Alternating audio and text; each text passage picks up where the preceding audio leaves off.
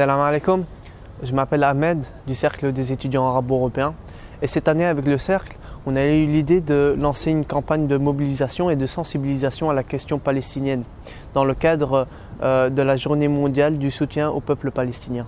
Je m'appelle Max de Comac, le mouvement de jeunes du PTB. Je soutiens la campagne BDS en soutien au peuple palestinien et contre la politique de colonisation de l'État d'Israël. Je suis Romain du cercle BDS ULB, Université libre de Bruxelles. Je soutiens la lutte du peuple palestinien et la campagne BDS au nom des droits de l'homme et de la liberté pour tous. Je suis Astrid de Priorité étudiante ULB. En tant que courant dans la délégation étudiante, nous revendiquons la suppression de tout partenariat avec les universités israéliennes qui pratiquent de la recherche militaire.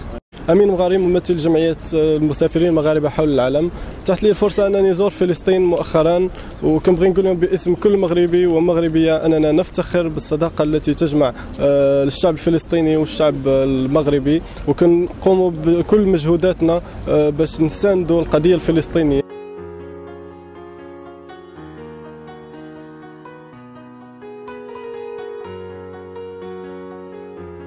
En ce 29 novembre, jour de solidarité mondiale avec le peuple palestinien, nous, simples étudiants, avant tout citoyens du monde, avons décidé de montrer au monde notre soutien envers ce peuple opprimé. Nous sommes persuadés qu'ensemble, nous pourrons faire bouger les choses et sensibiliser un maximum de personnes afin que chacun puisse apporter une aide, aussi petite soit-elle, à tous les opprimés de Palestine. Le 29 novembre 1947, il y a de cela 66 ans, l'ONU avait adopté le projet de partage de la Palestine. 66 ans d'injustice et de crimes, cela a débuté par des centaines de milliers d'Arabes palestiniens qui ont été expulsés en 1948, la fameuse Nakba, ce qui signifie en français désastre.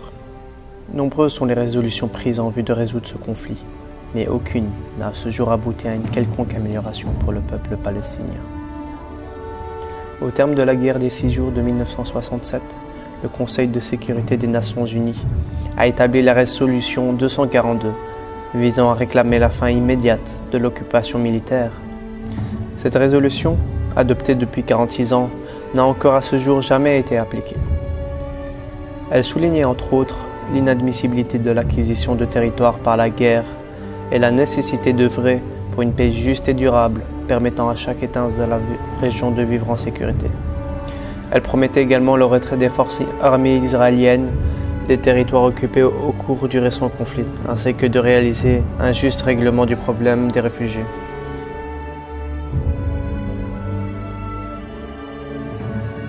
Finalement, est-il nécessaire de rappeler qu'aucun pas n'a été fait dans cette direction, alors que tous sont unanimes pour dire que la colonisation israélienne est injuste et illégale.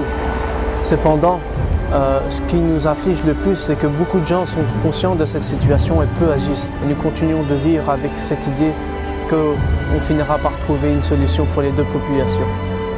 Cependant, ce un jour s'est transformé en des dizaines d'années.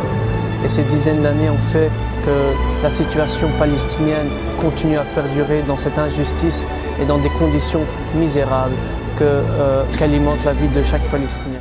La situation des réfugiés palestiniens est également déplorable. On en compte à ce jour plus de 4 millions vivant dans des conditions difficiles. Ils ne sont pas intégrés et reconnus par leur pays d'accueil et Israël refuse le retour à leur terre d'origine. En 1987, les Palestiniens lancent la première intifada pour dénoncer l'occupation israélienne de la bande de Gaza et de la Cisjordanie. Elle débouchera sur les accords d'Oslo qui ne seront une fois de plus que de vaines promesses. En 2000, la seconde intifada est déclenchée cette fois-ci par des Arabes palestiniens et des Arabes israéliens. Ce conflit est marqué par son extrême violence et les milliers de morts qu'il a entraînés. maintenant la Palestine c'est quoi? des morts, Des affrontements sanglants réguliers Et un blocus inhumain. La Palestine, c'est 6160 km² encerclés par un mur de sécurité érigé par Israël. C'est un accès limité à l'eau, à l'éducation et aux soins de santé. C'est des conditions de vie inhumaines, intolérables et honteuses. C'est une peur constante et une dépossession totale de leurs droits les plus fondamentaux. Aveuglés par notre confort quotidien, On ne se rend pas compte de la portée de cette injustice. On ne sait pas ce que c'est que d'avoir une vie pareille. D'être privé des conditions de vie les plus basiques. De voir ses terres, ses origines disparaître. de voir sa maison détruite. sa famille mourir. Ce quotidien pourrait être le nôtre. Ces mêmes personnes pourraient être nos mères, Frères et sœurs. Le destin en a voulu autrement. Que ferions-nous si nous étions à leur place? Aurions-nous seulement la capacité de survivre? de vivre une heure de leur existence.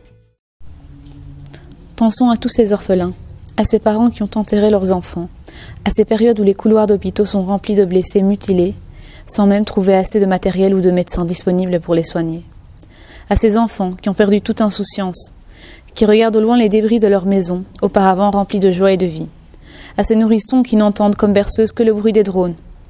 Bref, à toutes ces personnes qui n'ont pas un centième du confort dans lequel nous vivons, mais qui se battent courageusement tous les jours, qui continuent d'aller à l'école sans savoir s'ils seront là demain, qui continuent à espérer que cette injustice prendra fin un jour et qu'ils pourront enfin avoir une vie décente.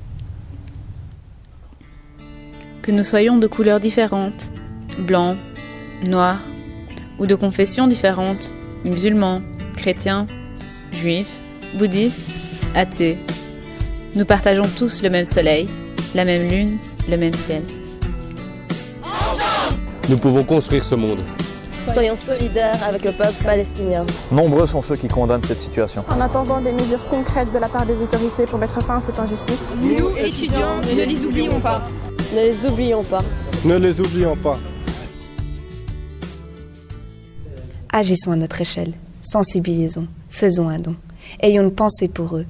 Soyons tous solidaires avec un peuple qui souffre tous les jours depuis plus de 60 ans, dans l'indifférence totale aujourd'hui.